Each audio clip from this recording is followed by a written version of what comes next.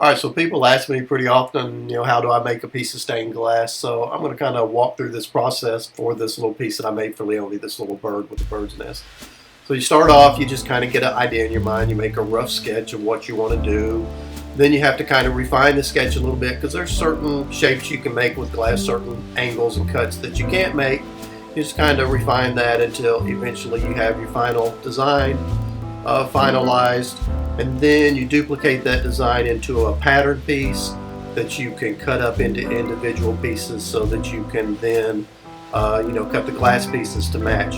You select your different pieces of glass. These are different colors that I've selected to put into this particular piece. There's about 12 of them. You take this glass cutter, this marker, it's a kind of a paint marker, you trace around the pieces of glass, you just kind of cut out each piece of glass and lay it out on the pattern. Now through this whole process I'm using just a whole assortment of tools I have. Some are specific to stained glass, some are not. You just kind of continue on with that till you get all the glass pieces cut out.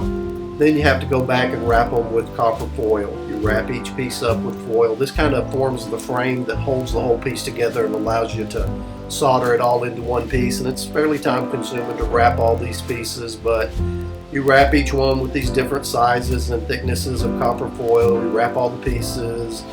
You just continue that until you've got every piece wrapped.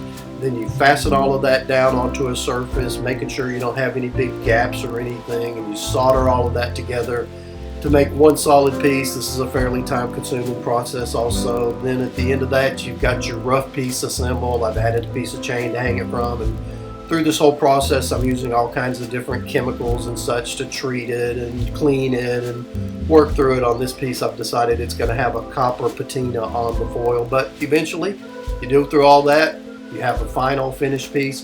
Very satisfying to hold it up to the window and see the light coming through it from behind. So anyway, that's how I made this piece. Hope you enjoyed it.